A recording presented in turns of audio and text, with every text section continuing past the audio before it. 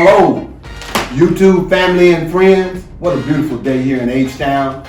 Sun is shining bright, a little crispy in the air. Reminds me of my high school football days when this was football weather back in the day. And today we have a couple surprises, good guests here for you guys that I think that you're going to lack. First of all, we're going to follow routine as we generally do. You know, I always talk about my HBCUs from the beginning, but I am so proud to announce today that I have my first sponsor. Yes, I do. I have my first sponsor, and his name is Gerald Womack. This guy is not only a sponsor, he's a friend. He's also my realtor. I have purchased a home. He has sold me a home, and my home that I was selling was on the market for a couple of months, or one cycle. I think it's 90 days a realtor is able to handle your property to try to get it sold. So after that cycle went, I got him, bam, it was sold. So this guy is for anyone that might be looking to purchase a home or sell a home.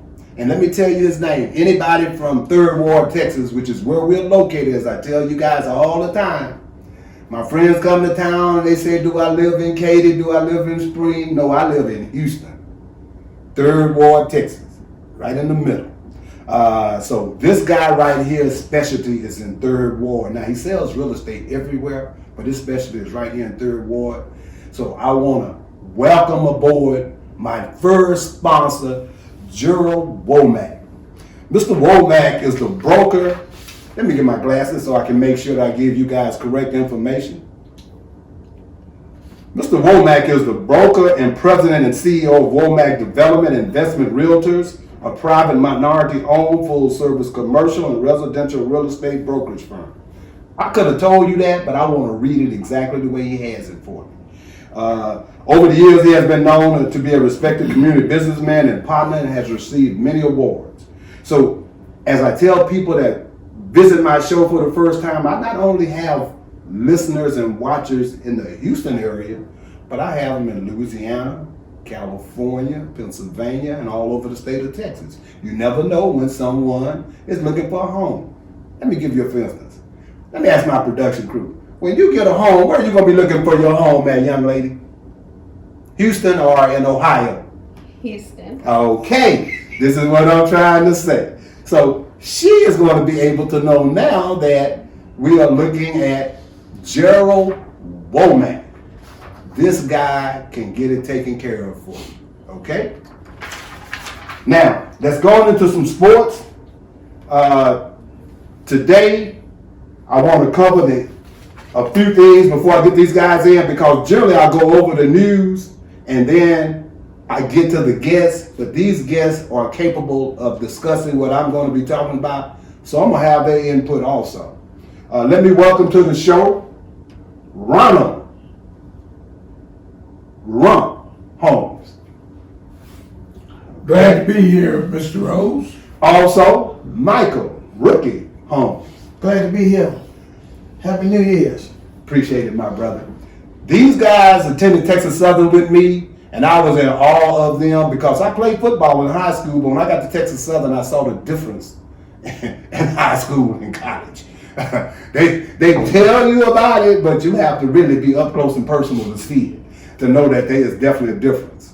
And I'm looking at this gentleman right here, that this brother made it to the NFL. And I have no doubt that if this brother was 3 inches taller, he would have made it to the NFL. Because at the time these guys were playing, not only was our school packed with draft choices, but the schools they played had #1 draft choices. And so both of these guys came in and started as freshmen. Let me say that one more time. In the 60s and late 60s and early 70s, and the SWAC to come in and start as a freshman was no small feat. So I'm going to tell you one more time. This gentleman started as a freshman as a defensive back. Safety, is that right? Yes. Okay. And this gentleman started as a guard.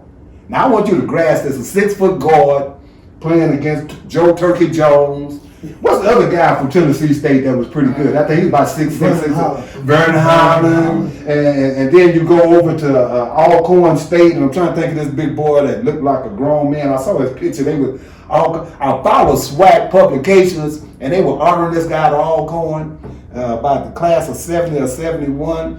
Rump, and this guy, I'm trying to keep him talking, hoping that you guys might can think of him. He played with New York Giants. I can't think of Right. his first name is Joe. I just can't remember. This guy was a heck of a defensive lineman. Yeah. This guy was playing against guys like that at 6 foot. So that's why we always said, our little circle of friends that know these guys and went to school with them said that this guy was 3 inches taller. He would have went to the NFL also. And then I had to block an 82 tall Jones. 82, that one. At Tennessee State. At Tennessee State. Joe Turkey. Yeah, Joe Turkey. Yeah. So these guys played against. They got good players now, but they don't have the players they had when these guys played in the SWAC. So I just wanted to bring them in on that. Let me go over these scores in NFL, NBA, and then we're going to jump back to these guys because I generally would have gone over my HBCU stuff, but I'm going to pull them in for it this time. So you guys sit tight, and we're going to go over it right quick. Right now, the NFL to me is so discombobulated, man. I don't know what's going on. 1 minute you think one team got a grip on what they're trying to do, and you look up and Detroit beats them, or the Texans beat the Chargers. You know, that's crazy. But anyway, let me just give you the rankings. Right now in the AFC, in the East, you got the Buffalo Bills at 10-6, and you got New England at 10-6. Hit me up on my Facebook website, Fat Larry Podcast, and let me know what you think. Also, you can hit me up at fatlarrypodcast@gmail.com. fatlarrypodcast@gmail.com. Make sure you hit me up and let me know what's going on. And last but not least, you can make a comment on the page. As I always tell my clients, I have no problem with criticism. I can take constructive criticism because once again, it only makes me better. So we got Buffalo Bills 10-6, New England 10-6. Now I put New England down there because they're not leading the division, but they're going to be in the mix for a playoff. You got Cincinnati Bengals 10-6. Cincinnati is a surprise to me anyway, but they're looking good. And you got Pittsburgh 8-7 and Ravens 8-8. They're close to the playoffs, but I don't think if either one of them make it, they're going anywhere. You got the Kansas City Chiefs at 11-5 in the West. You got the Chargers and the Raiders at 9-7. So I think one of these two teams, the Chargers and the Raiders, are going to make it in the playoffs. And then you got the Titans at 11-5 that are leading the South. So your leaders, Tennessee in the South, Kansas City in the West, Buffalo in the East, and the North you got Cincinnati Bengals. NFC East you got Dallas 11-5. My cousins back home, I'm from Central Texas, Waco, and we grew up Cowboy fans, and most of them there are Cowboy fans. But you know, as I was telling my cousin, you know, Cowboys won about 2 or 3 games in a row, but they haven't played anybody yet. You know, and so when they played a team that were fighting for their life too, Arizona Sunday, things changed. But the Cowboys could be a factor. I think so. I think it depends on if Dak can get his game consistent. Then you got Philadelphia at 9-7, maybe in the wild card position. In the North, you got the Green Bay Packers, my pick, to come out of the NFC. And you got Tampa Bay at 12-4. I think it's going to come down between Tampa Bay and Green Bay. Then you got San Francisco 49ers and the Arizona Cardinals in the mix for wild card. But Arizona also could possibly be the champ. But if they tie with the Rams, they can't be because the Rams have beat them. Wait a minute. I think they are 1-1 each. So the Rams are leading the West, and then you got the Arizona Cardinals. So that's the NFL setup.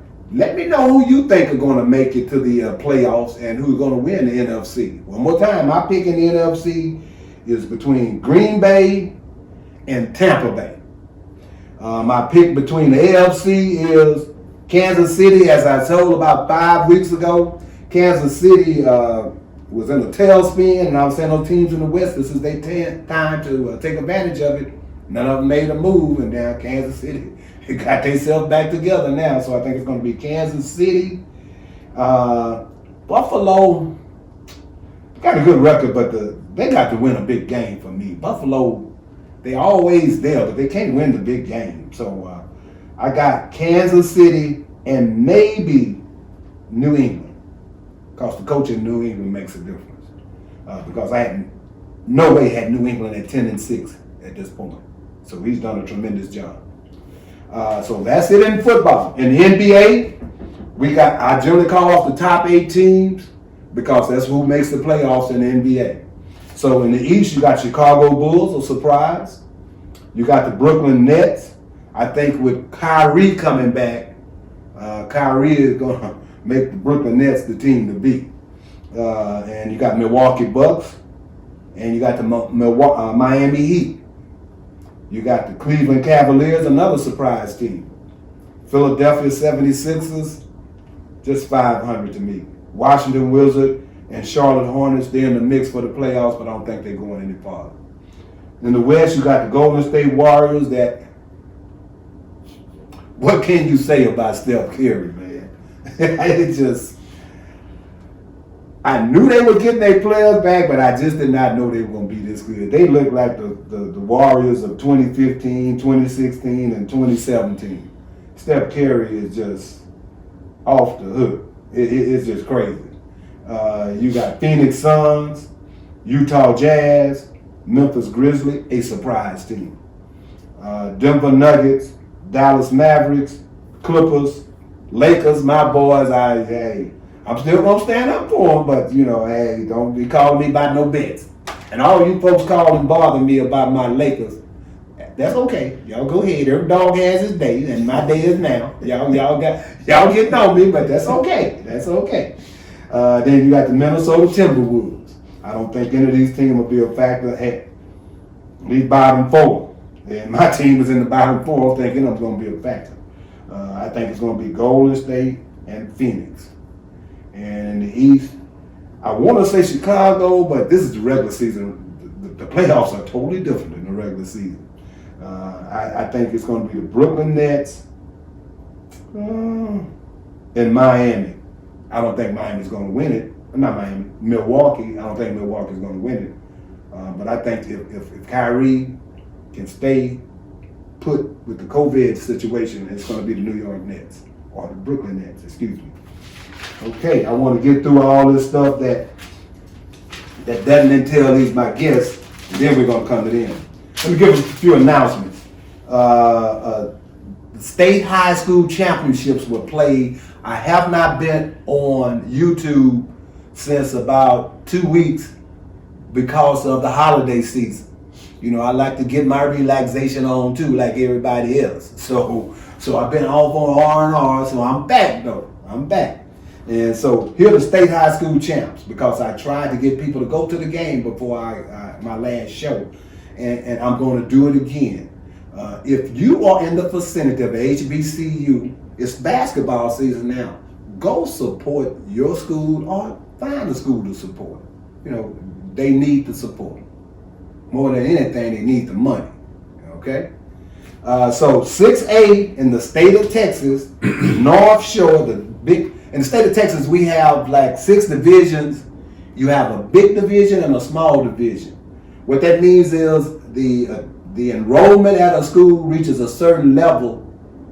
Past that, you become a big school. I think it's 2,000. And we're going to ask one of these guys here that's in the audience. He is going to be on the show in just a moment. He was a high school coach at very successful high school coach here in Houston, and maybe he has the numbers on that. But that's how that works. You have 2 divisions in each class, depending on your enrollment.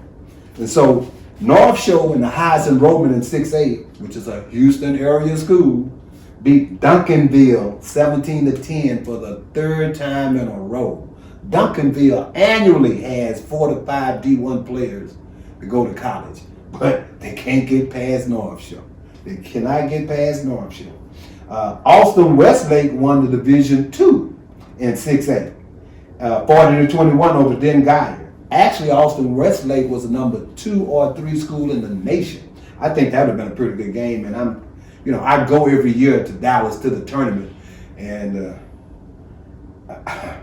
that game, Austin Westlake and North Shore, I don't know who would win that game because Austin Westlake has a nice squad. 5A, the big division, Katy Pato, brand new school in the Houston area. They won the big division 5A. They beat College Station 27-24. College Station had a great team, but Pato, you know what they were going to do, and that's run the ball, and they still ran. 5A, that's the big division 5A, 2A. In the smaller division, Dallas South Oak Cliff beat Liberty Hill 23-14. My observation of Dallas South Oak Cliff, which used to be a 6A school, had a 6A team. Their offensive line was about like 6'3", 270. So when I saw that, I like, no one. And their only loss was to Duncanville. Duncanville played in the state championship in the 6A big division. So that lets you know right there that sock wasn't nothing nice. So Dallas South Oak Cliff won 5A2. 4A1, Stephenville beat Austin LBJ. Little tidbit of news for you, FYI. Austin LBJ's quarterback has signed to go to TSU. Okay? China Springs, little town in my hometown, Waco, out by the airport. And people be like, out by the airport, y'all got an airport in Waco? Yes, we do. We have an airport in Waco. We have a big airport in Waco. But anyway, China Springs, because guys, I ain't never heard of China Springs. This in the northwest part of China Springs, of Waco. And then you got Lorena. They're in 3A, and I'm only bringing them up because they're another suburb of Waco. And so they won the 3A championship.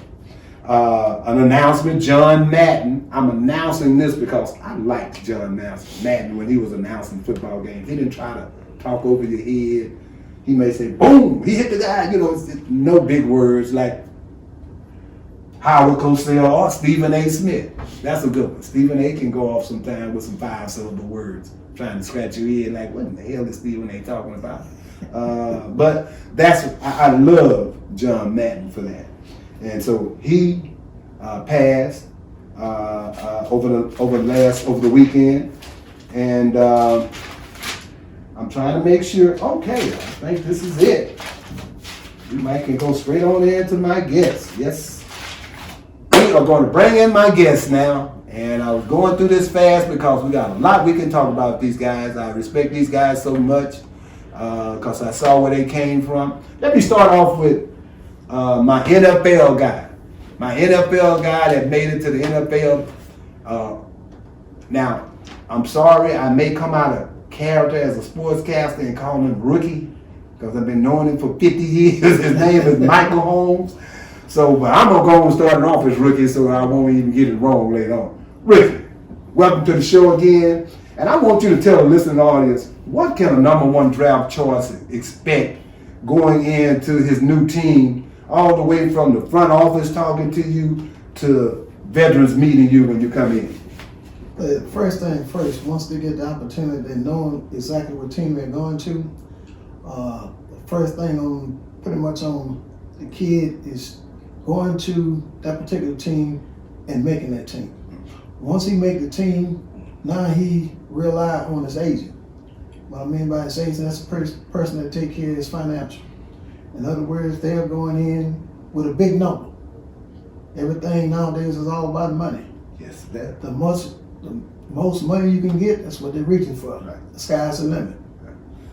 Let me tell you that if this guy came out now, even if he didn't make the San Francisco 49ers team, he'd have had a $5 or $10 million guaranteed signing bonus. I don't think that was around when you guys, you may have had a bonus, but you explain it to me. Was that around when you guys came out? That particular number that you just brought up, it was never around. The top people in my days, if you get right at a 360, then that's signing bonus. That's top dollar. Top dollar. That don't even come close to what we talking about in 2022. No. Not even close. That's these kids' first car. That's what their first car cost. 300 when they buy that Lambo. So everything now is the sky's the limit. Yeah. You mentioned something a little earlier about a great young man which is Mr. John Madden, passed away. You missed one. Dan Reed passed away over the weekend. Did. Thanks for bringing that up. Another great young man that we all look up to. Okay, I appreciate you for bringing that in. That's why I had these guys here, and I wanted to get straight to them because I want to use most of the show with these guys. Are there any hazing going on? Because I got a story to tell after you tell me yours about our other great player that came from Texas Southern, Michael Strahan. But go ahead. The word hazing, that's part of sports. That's part of the world. Okay. That's something that always takes place because everybody got something on their mind. Yeah. They want to achieve, and that's what it's all about. Mm-hmm. Okay. So when you went to your first practice and you saw who you were going to be competing against in the offensive line, because one more time, you played at TSU when #1 draft choices were coming out every year. Did they phase you, overwhelm you, or did you figure like, I think I can hang with these guys? Pretty much with the 49ers. The day that I got the phone call said they're going to choose me as #1, I knew right then and there that the work that I have to do to make the team, I was willing to get it done. Okay. Now, did they lay that out for you, or you figured that out once you got there? No, they pretty much laid it out. But anytime you lay something out, it don't go along to those particular plans. What I mean by that, I was drafted as a defensive back. Okay. But I played safety all my Right. life. Now you're asking me to play a corner. Well, playing at Texas Southern University, we got this opportunity to play safety and corners. Mm-hmm. When you compete against Kenny Burris, which was the #1 draft choice from Texas Southern University, played with the Houston Oilers, then they give you the opportunity to cover certain individual. Then you go down to Brown. You had Frank Lewis. That's a wide receiver. Yes. We had to cover those people. Richard Castor over in Jackson State. Yes, sir. You see where I'm going with that? You had the ability to get it done. All you needed was a shot. And they gave me a shot from day one. And I appreciate Dick Nolan, the 49ers organization. As you look on top of my head, you see I'm still wearing the 49. I know that's I'm right. very proud, but at the same time, they gave me the opportunity to work. Who were some of the other guys drafted with you in that class, the 49ers? That particular class, one I can remember because we got to be close friends, that's Willie Harper. Okay. Willie Harper played at with Nebraska. Oh, okay. We had Charles Hunt, which is down in Florida. He played Florida State. He played at Florida. He was a linebacker, and we all became friends. Okay. Our freshman class, we had an outstanding freshman class. Going into, we already had Bruce Tatum, which is our #1 defensive back. Then we had Ralph McGill, was the other defensive back. We had a local kid from right down the street here at the University of Houston, Mike Simpson. Yes, He was yes. our safety. Okay. So that means now I got to put in the work to get in one of those positions. And which it worked out fine. And at the same time, I had to compete against Gene Washington from Stanford. Ooh. So everything fell in place. Wow. And who was the quarterback at that time when you were there? At the time, we had John Brody, we had Steve Spurrier, and we had, trying to think of the young man, came from Baltimore, Norm Snead. Wow. So we had the quarterbacks. Yes. We just had to stop somebody. Yeah. Now, had Nolan was the coach then. Dick Nolan. Dick Nolan was there. Who was your defensive coach? I'm trying to think his name, Tom Heinrich. Tom Heinrich, okay. Did he show you stuff that helped you? Or stuff that you may have, that had you been trained and taught some of these techniques prior to? I'm trying to think, how should I put that? You asked me, did he Help you. help me? And answer that question, no. Okay. He's the coach. I've already been tutored by Gene Washington, Kenny Burris, Frank Lewis. Yeah. So it's really, what I'm saying, there's really nothing he could help me with. Okay. Because now I'm out on that field, 1-on-1. He's sitting on the sideline trying to figure out what defense to call. Now I want to bring in the other half, Ronald Rump Holmes.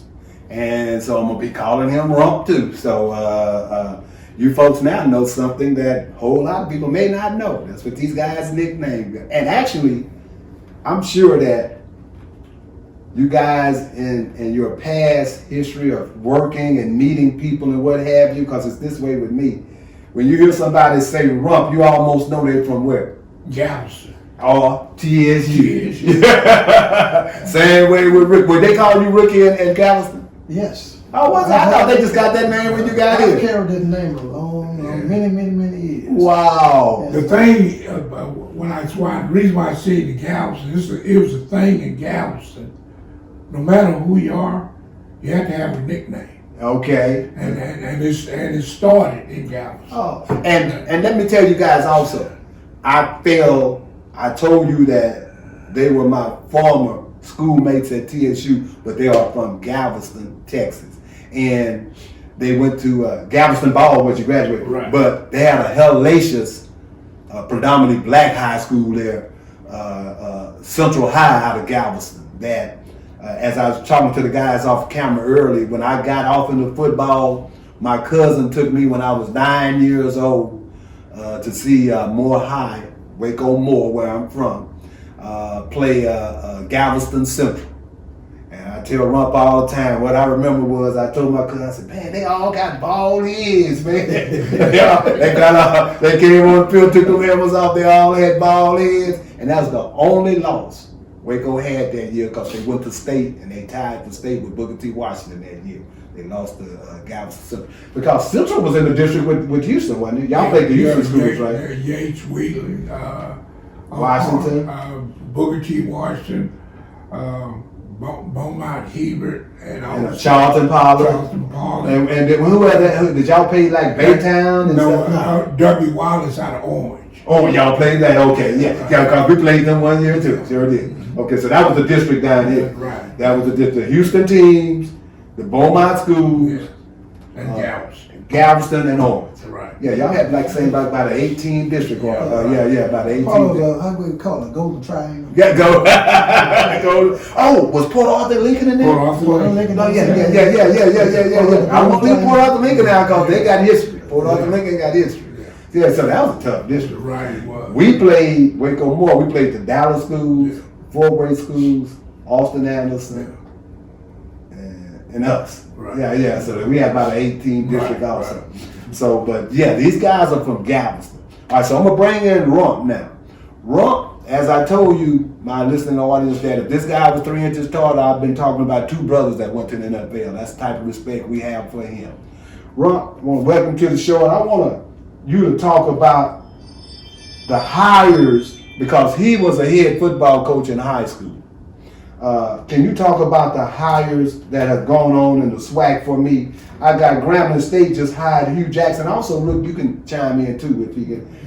What do you think about Hugh Jackson? I'll give you my little 2 cents on it. Well, I think that's a great job. And the thing about it, in hiring Hugh and what the thing with Dion prime time did is Jackson State. And Grambling is rich in tradition, just like Jackson State, rich in tradition. So they figured if a guy like Prime could get it going, that Hugh could do the thing. And what I'm saying, doing the same thing, but in order to be successful, no matter where you're at, even at the Alabamas, the Oklahomas, you got to have quality players. In order to be successful, you got to know how to recruit.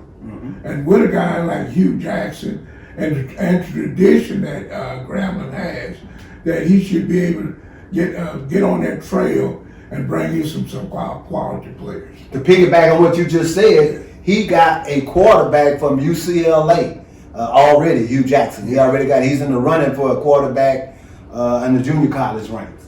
So you like the pick? Yeah. What about you? You like to pick Hugh Jackson over at Grambling?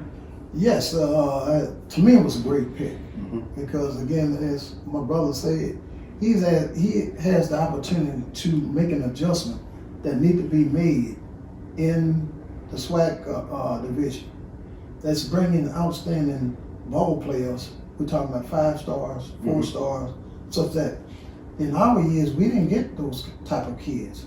Now the door has been open, and you can make that continue for the time that he'll be there.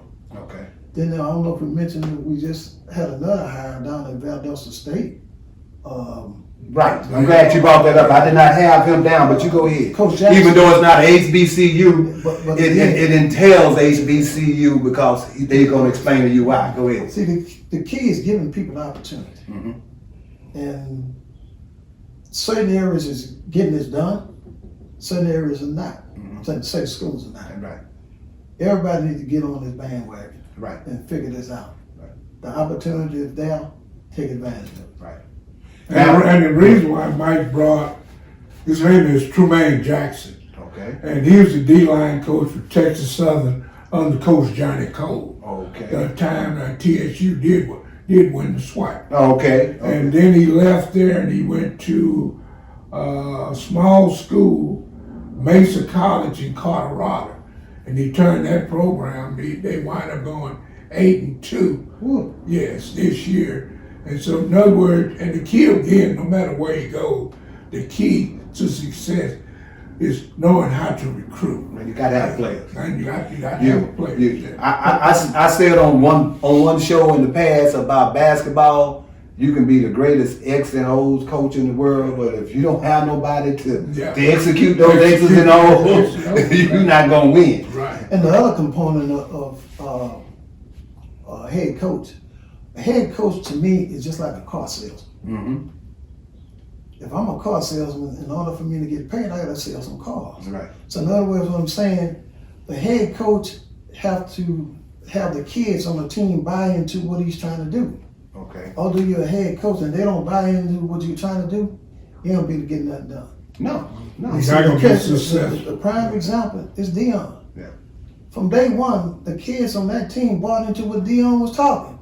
He might have been talking trash, but they bit into it. And that's what it's all about. Sell your program the right way.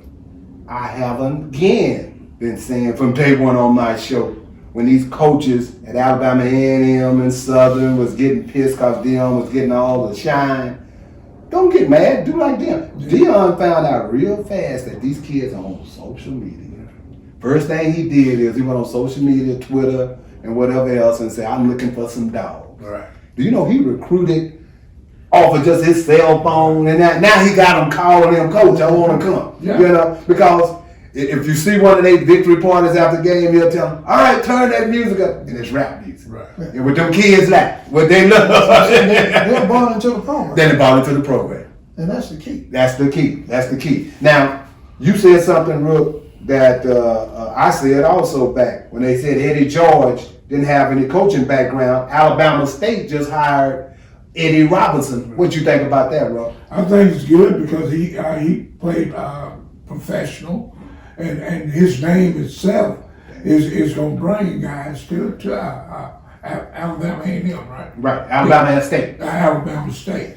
But the key, if he's not a good car salesman, like Mike said, he's not going to get the top athletes. Right. So in other words, you got to set yourself, being a car salesman, have a great staff under you that's going to be loyal to the head coach, and where they go out there and beat those bushes and get the quality athletes. I said that Eddie George, I said, don't worry about Eddie George, because Eddie George is going to be, he don't have no coaching background, but he's nothing but the CEO. Right. That's what these head coaches are, they CEOs. Because they're going to have a head. Well, see, the biggest problem is we get in our head about coaches. You want somebody that's going to handle your program. Right. He may not have 1 degree or no degree, but he know how to deal with the public. Right. He's in the public. Right. He's out talking to the kids. Right. You could have 12 degrees, and every time I look around, you've been fired. Right. So don't get hung up on all this deals concerning these coaches. Yeah, and the other thing I can say too, in Eddie George not being a head coach, first time being a head coach, but you got to be smart enough again to hire your assistant. And both his coordinators was head coach. One was Hugh Jackson, NFL head coach. head coach, and the other is boy, used to be the Giants head. I had it up from the first show on piece of paperwork, but I don't have it But right in now. other words, he got head coach Yes. in NFL. And then the other was, like I say, they just got to follow under their umbrella. Yes, yes. So the key again is being able to recruit. Recruit. Which they got this what the assistant coaches are there. He If got, you can't recruit, you don't have a job. yes, he got coaches. That's why I told everybody, I said Eddie George is going to be, and now they have one of their better seasons they had in a few years. Right. Now they done lost Hugh Jackson, but he going to find somebody to Right, replace Hugh exactly, Jackson. right. Okay, so we got Eddie Robinson. What you think about Eric Dooley going to Southern and leaving PV? Okay, now the thing about Dooley, you know that old cliche, you always want to go back home. Right. He's been proven at Prairie View.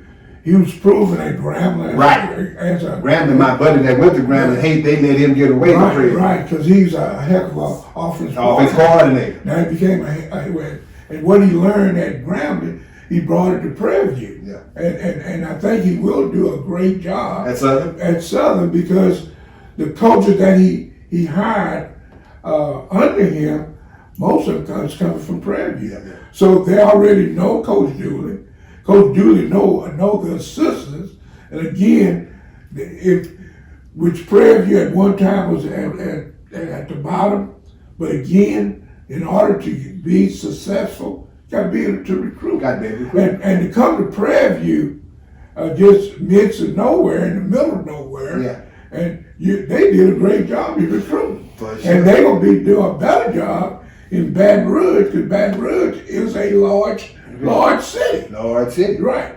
And most the black athletes, either they go, if they don't go to a major D1, they're going to go to Grambling. Oh, it's Southern. And they're going to go to Southern. And which Dooley been successful, he will be able to, with his staff, bring a bunch of those Louisiana, Mississippi kids to Southern. What you think about Dooley going to Southern? I think it's a great move, but at the same time, I always emphasize, go back home. Mm-hmm. Go home. Mm-hmm.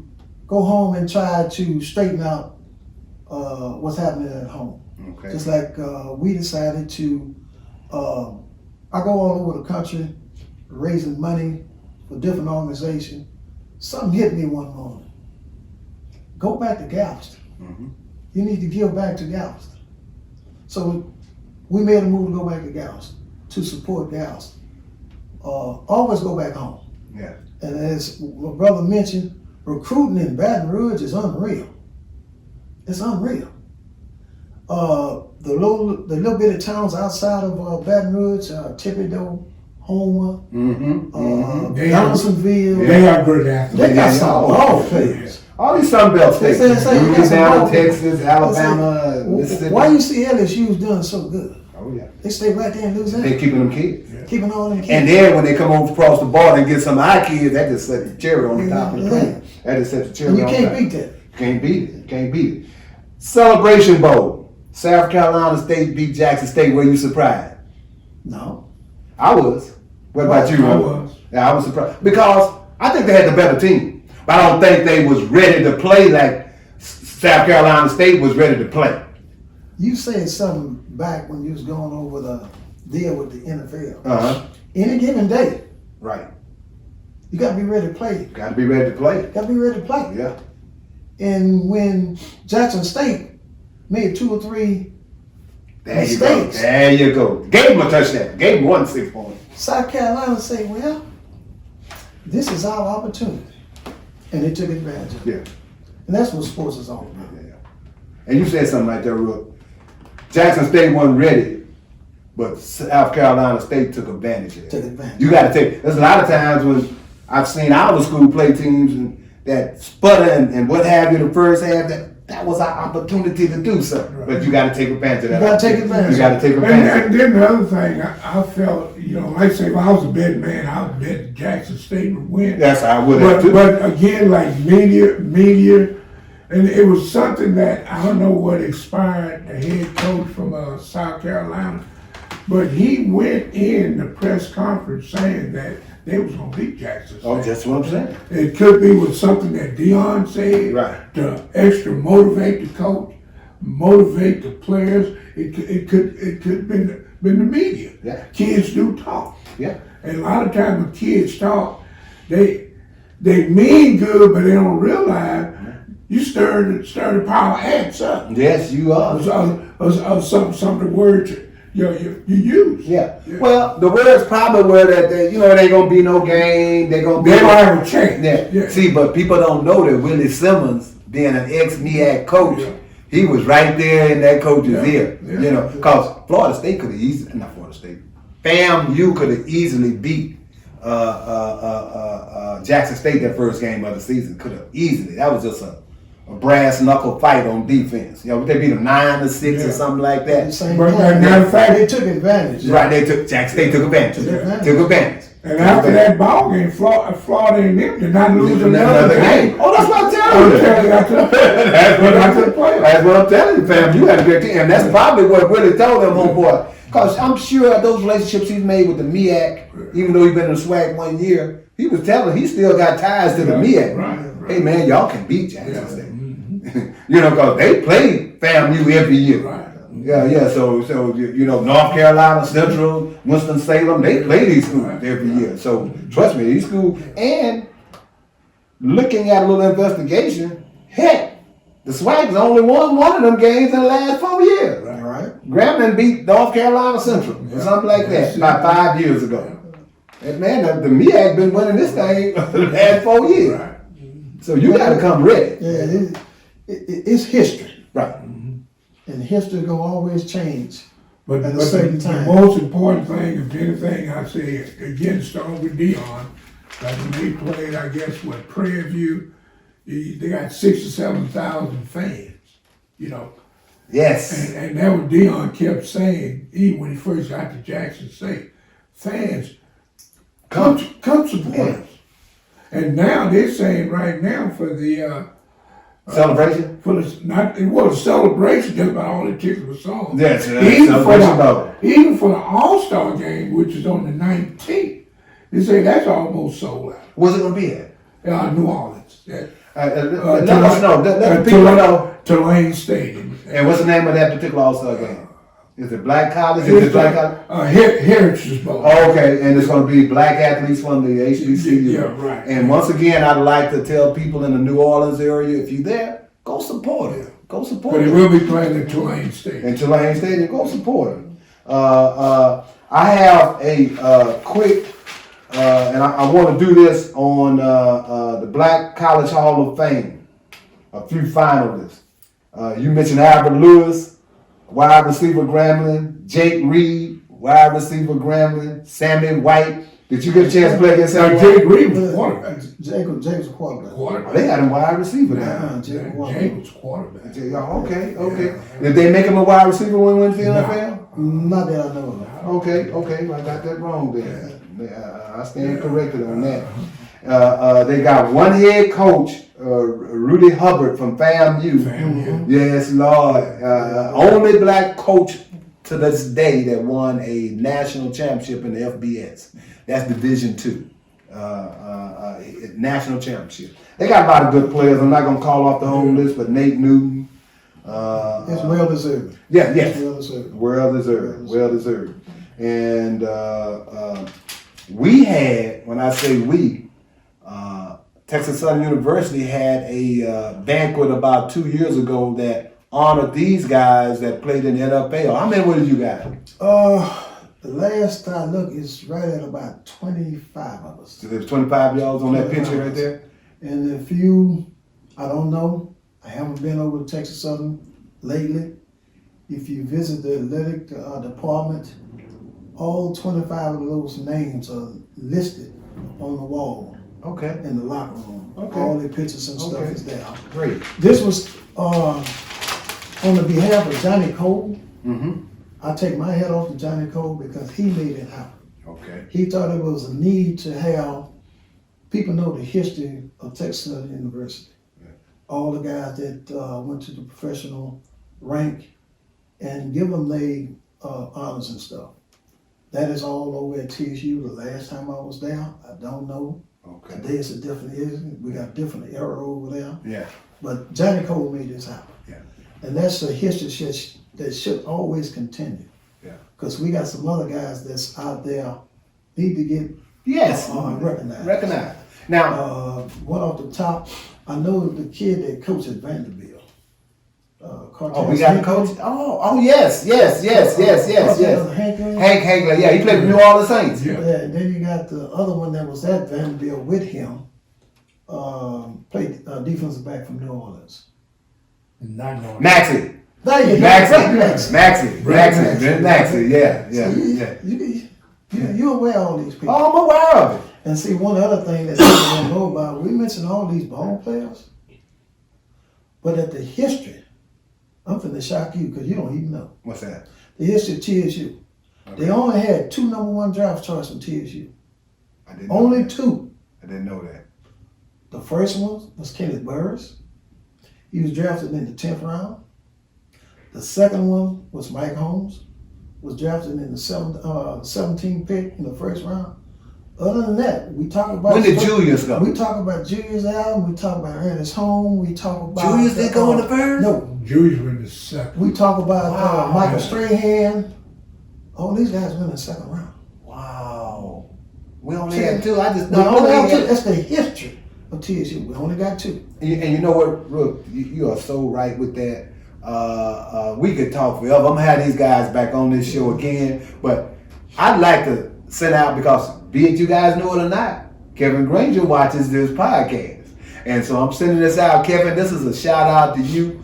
You know, I never try to tell you what to do, because it's not my position to, but you and I have a relationship, and I think they're right. We need to try to get our Hall of Fame rolling again. I don't know if it's discontinued, but I haven't heard anything about it. But we need to get our Hall of Fame, and not just football, basketball, baseball, all sports, track, all of them. People don't even know the stupendous tennis team we had when we was there. Right. We had White University didn't want to play our tennis team. They were, say it one more time, Rick. They were great. They were great. I mean, our tennis team. Yeah, 2. Scotty Jones. Yeah. Billy See, Singh. Yeah. The guy that got Zena Garrison rolling, John Wilkes. Yeah. These guys didn't play when they went somewhere. And see, this is the same thing that I'm doing down in Galveston, Texas. People are not aware of the history of Galveston, Texas. Mm-hmm. So for the last 2 or 3 years, I've been trying to up to date on all the history of Barry White. He's from Galveston, Texas. Yes. Jack Johnson, Galveston, Texas. Yeah. Our kids at Ball High don't even know this. They don't know it. Don't even know that. What's the kid that in the movies? Reginald Ballard. Bro man. Right. Field flow. No, on the field floor. Can't count. That's that Central High ball education he got. He say the field flow. I coached him in high school. Oh, did you? See, that's all the history.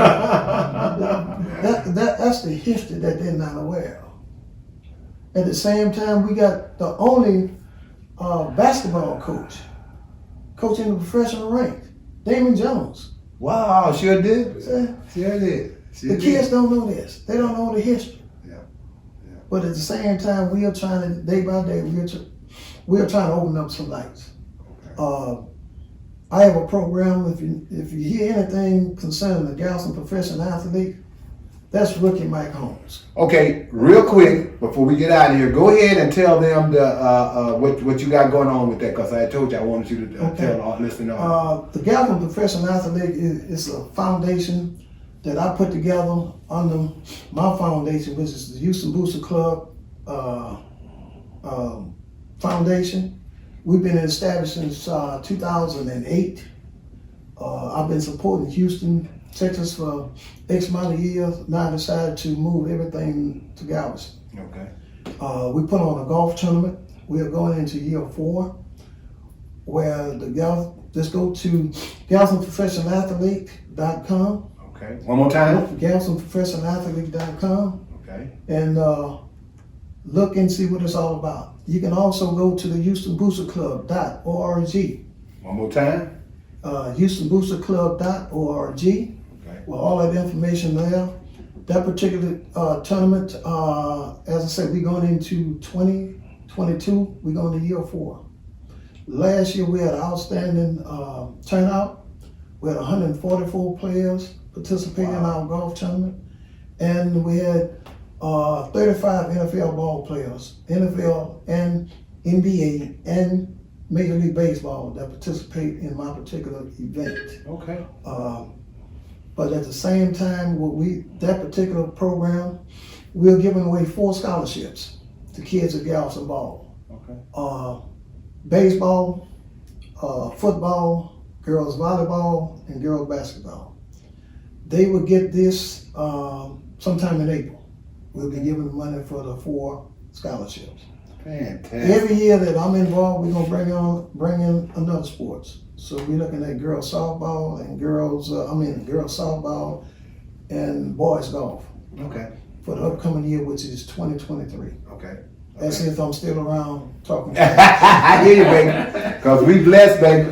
Rump, do you have anything that you want to say in regards to something you're sponsoring or campaigning on? Okay. Now, one thing I want to get with you, Rump.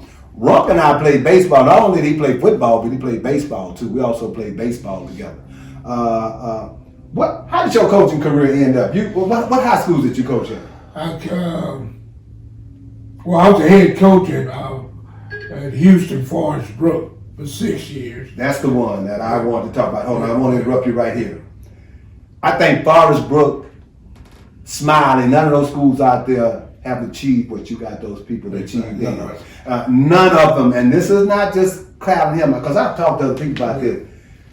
I heard about what this gentleman was doing when he got out to Forest Brook, and it's amazing how your philosophy on that worked for you, and that was to get the family involved. I remember every game I attended at that time, all the family members had, like if my son was Charles Rose, it was like 10 of them sitting in the stand with t-shirts on with Charles Rose. If it was Michael Holmes, there was 10 of them. What made you do? I always want that. What made you think to get the families involved? Number one is, in order to be successful, it's not only just the coaches, you got to get the parents involved too. And that's my number one thing, is to get the parent involved. Because sometimes you see on parent night, it's some kids, parents don't show up. And some of my coaches had to walk with the kids. Mm-hmm. And so that was my total thing when I first got the job. I had a meeting, I told every guy, make sure at least one of your parents is at this meeting. Mm-hmm. And that's what I stressed at the meeting, by coaches' involvement, parent involvement.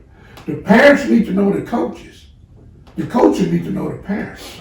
And then that's how I was. Yeah, that has not happened. That never happened again out there after you left. You, Smiley, didn't do anything. Now, and they talk about out there the kids don't. They still got some kids out there, but they still got kids called North Houston High School occasionally. They'll do pretty good, but which would have been your kids. And then the other thing was my philosophy too. I was able to get the parents involved, and just like what I said, letting the parents know about the SAT, the ACT test. The education. You worry about the education. And the other thing is, before I got there, a lot of kids, they would play football, and that was it. And I used to stress to the parents and the kids, it's another life besides city gas. Yeah. Get a chance to go fly free to Miami, fly, give yourself a chance. Right. And I was able to get a lot of kids in school. You did a wonderful job. I saw this firsthand with my own eyes, people. I saw it, and it was like, and they have not achieved that type of success out there since This gentleman here coached out there. And I could talk for another hour with these guys, but we're going to bring them on another show. And I want to thank them for coming to the show. Thanks, Larry. Hey, thank you. I want to thank them for coming to the show. And trust me, I'm going to get you back out because we didn't even get into the high school stuff here.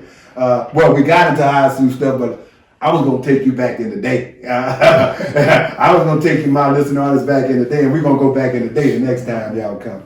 And what I want to do is, again, I want you all to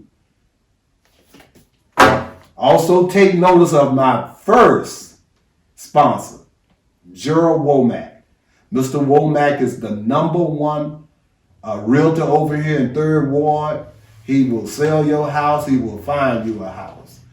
This guy is locked into the community. He donates. He does everything. And so the number to call is, and we're going to have it on the screen for you to see also, but the number to call if you're interested in contacting Mr. Womack is 713-523-7402. One more time. 713-523-7402. Gerald Womack Development and Investment Realtors. He does commercial, residential, investment, property, you name it. He can take care of it for you. And what I want to do is thank everybody for watching this show, and do not forget, go to fatlarrypodcast.com, fatlarrypodcast.com, and you can have merchandise just like these gentlemen have on and myself have on. We got sweaters, we got long sleeve, so go there and they can have any order that you have. One more time, fatlarrypodcast.com is for the merchandise. fatlarrypodcast@gmail.com is for your communication with me. fatlarrypodcast@gmail.com. Let me know what you think about the show. We got some more sponsors, I think, coming on board, and I want to thank my YouTube family. And last but not least, I've been shouting out and dedicating the show to certain people, and I'm dedicating it to my boys back home today. And let me give their names. I told them I know they're gonna be excited. For some reason, they think I'm on CBS. This is just YouTube, but they like it because they see it back home. Anyway, this shout goes out to Joe Long and my wide receiver, Earl Jackson. That played football till they got the junior. Just like when I got the TSU look and saw y'all, I said, well, I don't think I need my mouth caved in no more. So that's what Pro did when we got to high school. He said, he said my buddy that went to Grambling and played with the Cowboys, he said he looked too big. So he stopped playing football. I got Carrell Rice, my tight end, good friend. Greg Jackson from Waco, Marvin Jones, T.V. Smith, George Stewart, Curtis Gray, Larry Foster, Doodlebug Jackson. As these guys say, they all had nicknames in Galveston. This guy named it. And do you know I did not know his name until we had because we meet once a month to just fellowship with each other. And I just told him, I did, Doodlebug, what is your first name? And he told me his first name. But this shout is out to you, Doodlebug. Robert Lee, Lawrence Hicks, and Samuel Jones. My guys on the baseball team. Chris Hatcher that went to school with me all 4 levels of school. Elementary, junior high, high school, and college. Only person ever done that. He went to all 4 levels with me. And he still lives here in Houston at this time. Walter Basie, that's my guy that high school All-American, went to Grambling and played with the Cowboys. So there's my shout out to you all. When I come to Waco, I want my money. Shout out to y'all. I want to thank you guys for watching my first show of 2022. It is such a blessing to be in 2022. You young people don't understand, do they? They don't understand. Where we come from, to see 2022 is truly a blessing. So I want you guys to continue to watch the show. And I want to thank all of my friends, YouTube family, everywhere. Peace out.